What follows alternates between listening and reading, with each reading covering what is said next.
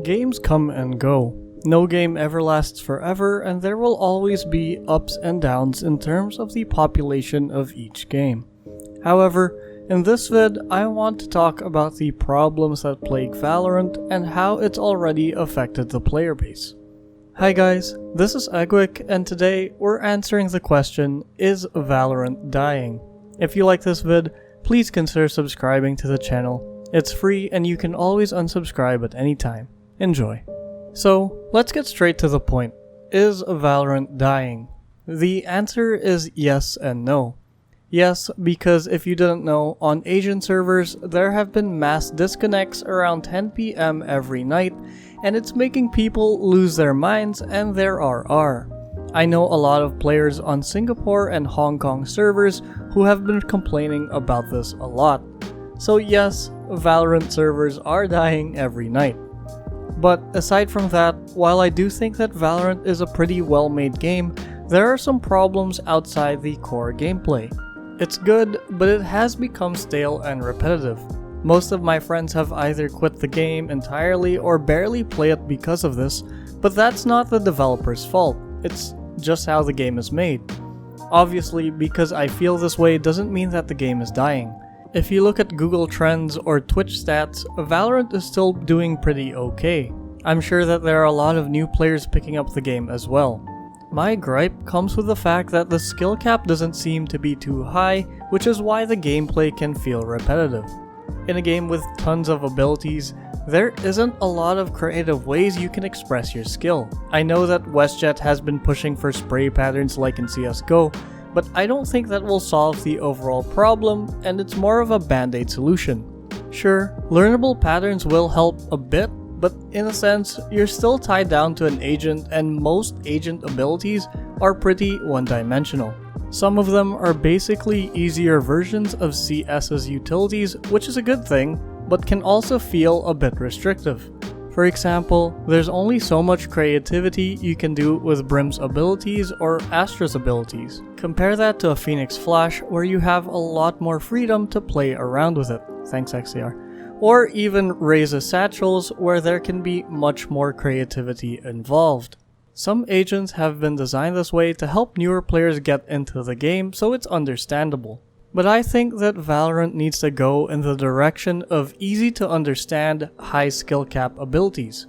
Not for all abilities, but less point and click high impact ones like Astra. Again, this is just my opinion. Now, there isn't much we can do to solve the problem as it comes with the territory of being an ability based shooter.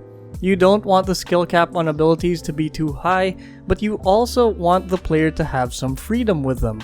It's a challenge that will make or break the game, and one that, if handled incorrectly, may turn away a lot of players. If we look at League and assume that Valorant is going in the same direction, we're going to have overblown agents in a few years. Whether that's good or bad is something only time will tell. But this is a minor problem compared to this next one. Secondly, Unrated and Comp are basically the same mode, and while Spike Rush and the rotating game modes are fun, they're not that different. There's a serious lack of diversity with modes in Valorant that I feel like, if a new game comes around, a lot of Valorant players might switch over just for something different. I feel like Riot can do better in this regard. I recently tried out the retake servers in CSGO and they were pretty fun while also being educational. That's one easy suggestion I can make. Or maybe give us more movement courses or something, because even I'm having a hard time playing the game because it's just the same thing over and over again. And I only play on stream, by the way. Side note, but this has also affected my content quite a bit because it feels like there's nothing to do anymore. Either I become a one-trick and start grinding out those games, which I don't feel like doing, or I try to hit Radiant, which was never my goal. Plus, I can't even play high ranked with friends, so there's no point in getting there. While I do enjoy Valorant every now and then, it doesn't feel like a game I can main anymore. I know I say this a lot and I'm sorry for repeating it, but I do feel sad because I used to enjoy the game so much more. So, back to the question.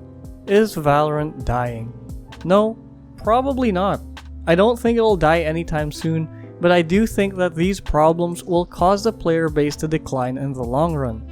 I don't have the data, so it might be that the player base is still going strong or actually on the upturn. Keep in mind, this is all just an assumption. But with most of my friends leaving and finding it hard to make content, I just wanted to give my thoughts on the topic. Anyway, that's it for now. If you guys have any thoughts or comments, I'd love to hear them down below. Also, thank you so much for 93k subscribers. We're so close to 100k and I would never have imagined to have reached this far. This is Eggwick. Thanks for watching and I'll see you guys next time.